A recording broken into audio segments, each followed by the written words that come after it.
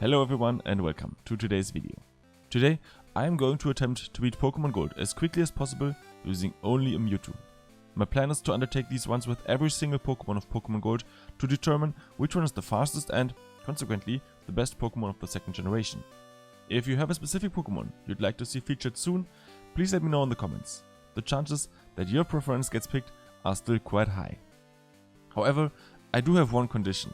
Since I'm still learning and improving in this game, please choose a Pokemon that is either fully evolved or doesn't have evolution stages at all. So something like Feraligatr or Pinsir would be ideal. I look forward to seeing which Pokemon you'd like to see. Well, today everything's about Mewtwo. I've been wanting to play Pokemon that could potentially dethrone Alakazam for quite some time now, and Mewtwo seems a pretty safe bet. It bears quite a resemblance to Alakazam, a fast special attacker, but it boasts better physical stats and even more special attack. Plus, after the last one with Parasect, definitely check out that video, I needed a Pokemon that will ensure an easy run for the sake of my mental health. In terms of time, I'm confident I'll set an impressive record with Mewtwo, and it would be even more interesting to see if any other Pokemon can outpace it. With Alakazam, I knew a better time was possible. I've already mentioned some stats, but let's delve into more detail. Mewtwo has a total base stats of 680, tying with Ho-Oh and Lugia for first place. Its 106 HP ranks as the 12th best of Gen 2, although this isn't particularly significant. An attack of 110 and a defense of 90 precisely fill the gaps that Alakazam lacked, enabling a lot of physical moves that Alakazam didn't have. Its 154 special attack is the top special attack in Gen 2, the 90 special defense is excellent, and a speed of 130 ensures we'll most likely go first in every battle of this game. So Mewtwo is exceptionally well rounded stats wise, but I guess that's hardly surprising. In terms of resistances, Mewtwo resists flying and psychic moves, but takes 2 times damage from bug, ghost and dark types.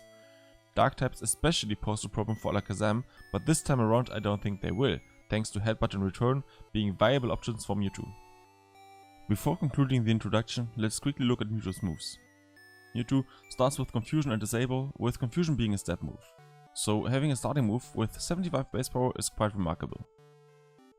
It learns Swift at level 22, but it would have already learned this move from the TM by that time. Future Sight at level 44 isn't my favorite Psychic move, and speaking of Psychic moves, Psychic itself will be learned at level 66. I doubt we'll be waiting for that.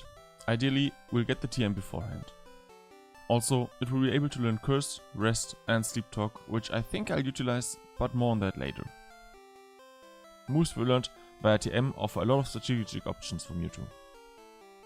Now, let's finally go into some actual gameplay. Mewtwo falls in the slow level group. This means that its leveling rate might hold Mewtwo back a bit, because after all, the Pokemon's level is part of the damage calculation. I'm at level 9 for the final battle against the Sage from Spore Tower, but after completing this battle, Mewtwo leveled up to level 10. Fortunately, at the start of the game, Confusion is more than sufficient to take out the Bellswords with single KOs.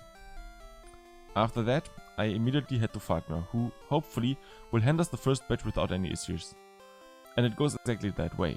Pidgey goes down with a single use of Confusion, and up next is Falkner's ace. Well, okay, if you want to label Pidgey out that way, considering it's level 9, it succumbs to not only 1, but 2 Confusions. This earns us the first batch at an impressive time of 22 minutes and 40 seconds, nearly 4 minutes faster than Alakazam. With this, we also get a 12.5% boost to our attack stat. After Falkner, I head to the Pokemon Center to pick up the egg from M's assistant. On my way to Union Cave, I encounter a Bellspot, which I catch to serve as my Flash and Cut Mule. I've changed my route since the last playthrough to include this Fisher here on my way to Union Cave. He only has a Goldeen, but it provides excellent XP as you can see. It grants 227 XP, which is almost half a level for a mere 40 seconds of effort. As my last action, before visiting Azalea Town, I quickly pick up TM39 for Swift. In Azalea Town, I visit Kurt, who wants to scare away Team Rocket from the Slowpoke well. However, when he enters the well, he breaks his leg, so I have to step in and do the job. With Team Rocket out of the way, it's time to face the rival. The rival doesn't pose any significant challenges here. Confusion is effective against both Ghastly and Zubat, resulting in 2 easy one-hit KOs. Croconaw proves to be a bit tougher though, as it withstands 2 confusions while dealing some damage with Water Gun before finally succumbing to the 3rd confusion. It may feel like I'm rushing through this video, but I'm already standing in front of Bugsy. Bugsy starts with Metapod, which is part poison and therefore takes super effective damage from confusion. Coupled with low special defense, it's taken down in one shot. The same goes for Kakuna, but Bugsy sends in Scyther first. Scyther has access to the super effective Fury Cutter to encounter my Mewtwo. However, Fury Cutter doesn't build up fast enough, which means Mewtwo takes off Scyther in another 3-hit KO. Finally, it's onto Kakuna, but we know how that goes, and with that, the second gym badge is mine. In the Ilex Forest, I help a student recover the black belts lost Farfetch'd. After returning to the master, we are rewarded with HM1 cut. Shortly after that trip, I meet a green-haired individual who hands me the TM02 for Headbutt, which I'll teach to Mewtwo instead of Barrier. But before teaching that to Mewtwo, I grab the coin case from the underground. Now with the updated moveset, it's time to face Whitney. Headbutt immediately proves to be worth by causing Clefairy to flinch, allowing me to take it out without sustaining any damage. I use Confusion on Miltank, dealing about a third of its HP. Miltank starts a rollout, which works in my favor as I can knock it out before Rogalout becomes dangerous. After my 3rd confusion, I secure the 3rd badge. Witness badge also gives me a 12.5% speed boost, which is nice, but let's be honest, Mewtwo was already faster than anything else anyways. I then quickly get the Squirt Bottle, intuitively feeling I might need to scare a tree with it later and pick up a Kenya from a guard in Goldenrod City. I sell some TMs and then purchase TM48 from the market, which gives Mewtwo access to Fire Punch. Following that, I acquire an Abra for only 4,000 Poké-Dollars from the game corner.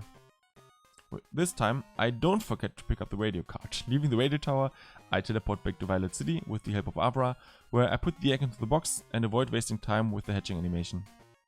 Next, I leave Violet City to the west, sprinkle some water over the stone tree which then attacks me, but I decide to run.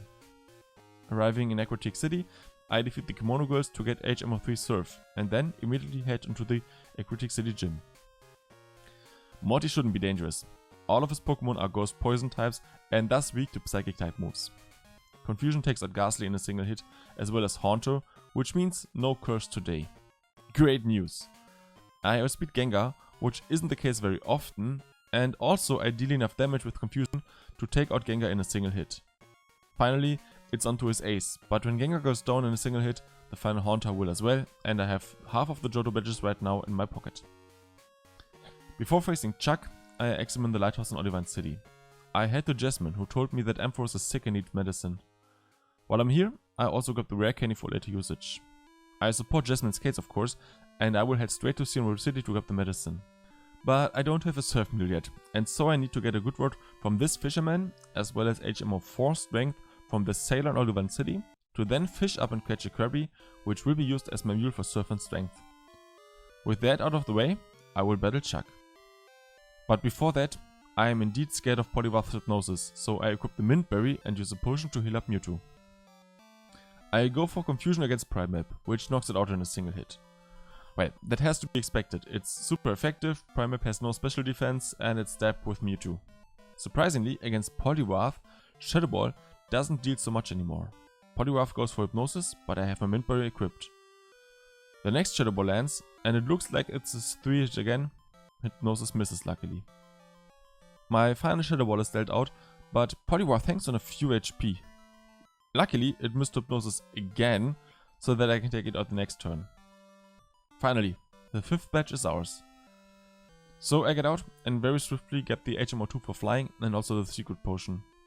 I bring the potion to Jasmine real quick, because Ampharos won't take it from me, and with that, we are ready to battle Jasmine. Magnemite opens, and of course it's easy prey for Fire Punch, and it's a 1-hit KO. The same thing obviously happens to the second Magnemite, and with that we're onto Steelix. Fire Punch is not enough to take it out in a single hit. It retaliates with Iron Tail, and that concludes a 2-hit KO with Fire Punch. With Jasmine's badge, we get a 12.5% boost to our defense value. With 6 badges in our pocket and under 2 hours of playtime, I quickly grab the rare candy at the Lake of Rage. I defeat the Gyarados just to witness Lance, who lets his Dragonite use Hyper Beam on a human being. Not really the champ-like behavior that would expect from him.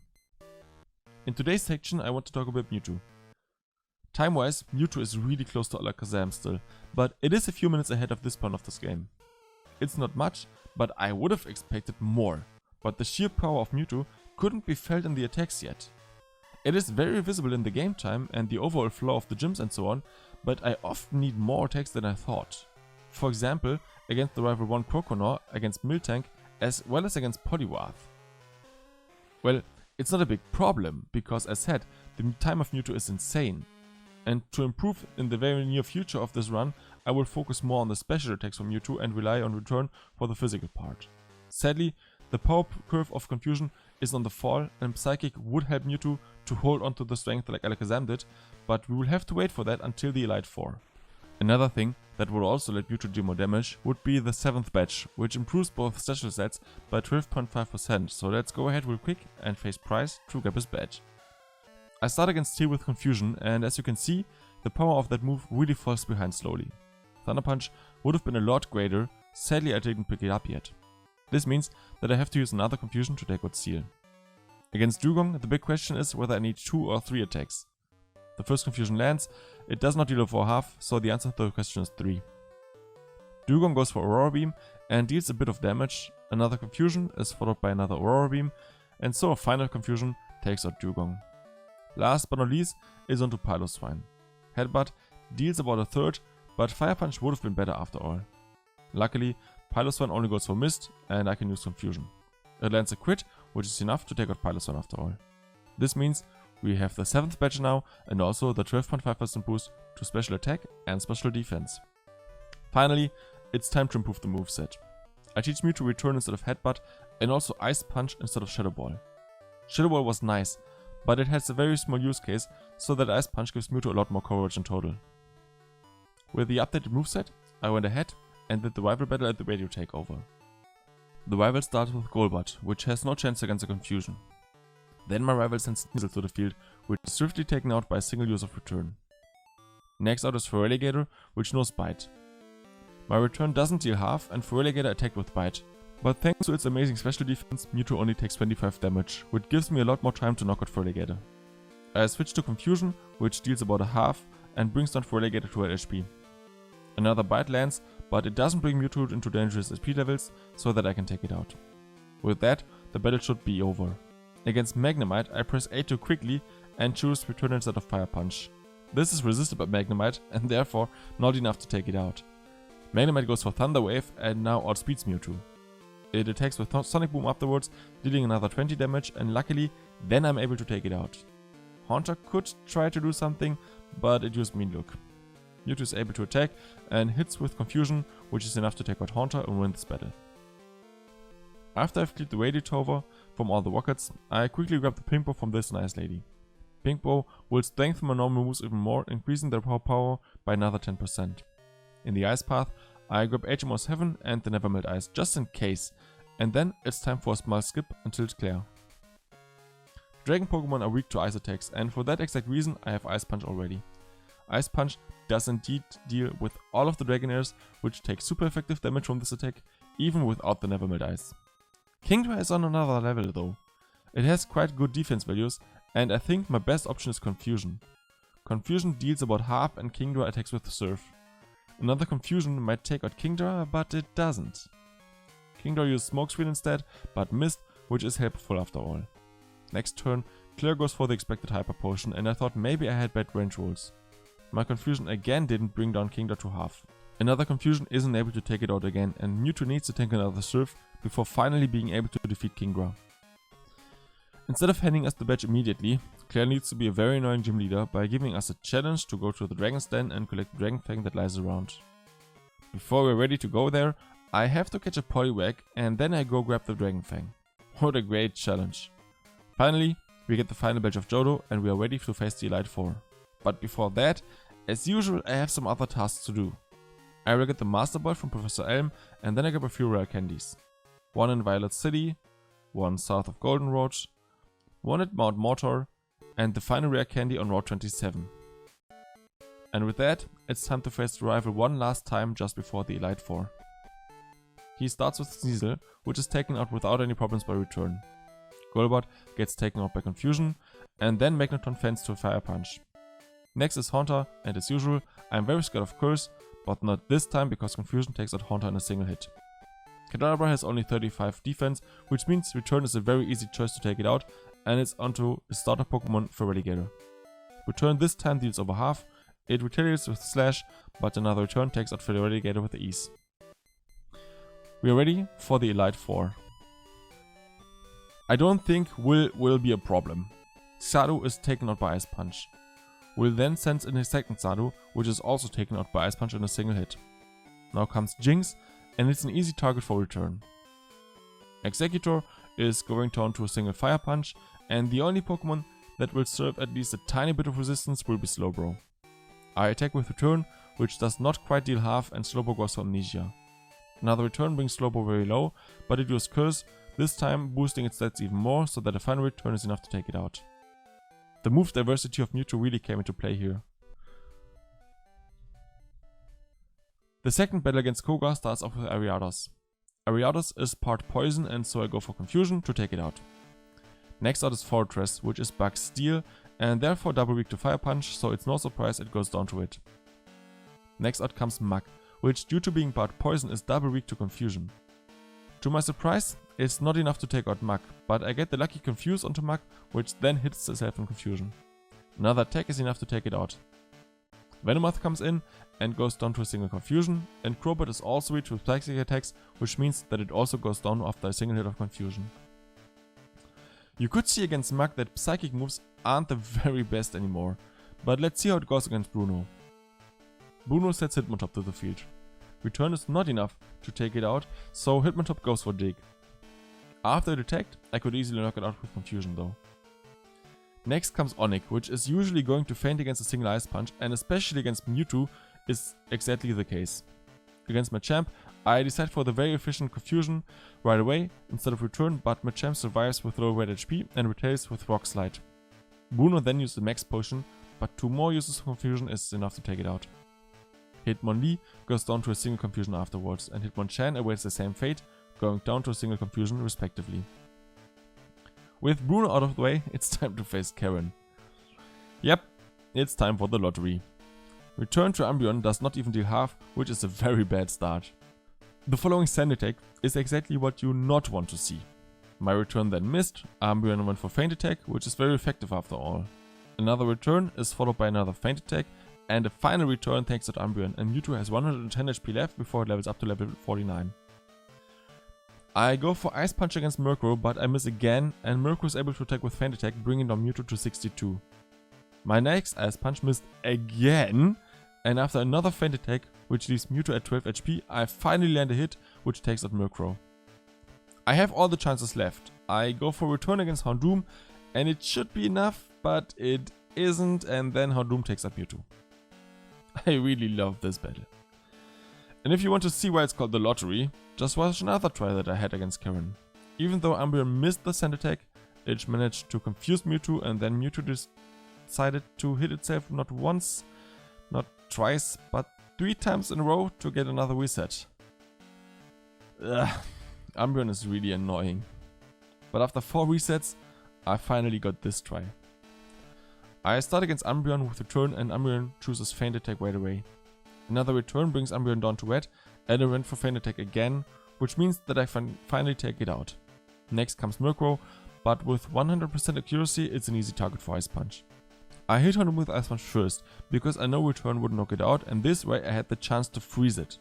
Pursuit dealt a lot of damage, but Mewtwo survived with 15 HP, which is great because now I can take out Houndoom with Return. Gengar goes down easily to single Confusion, and Vileplume has no chance against a Fire Punch, which means I have defeated Karen.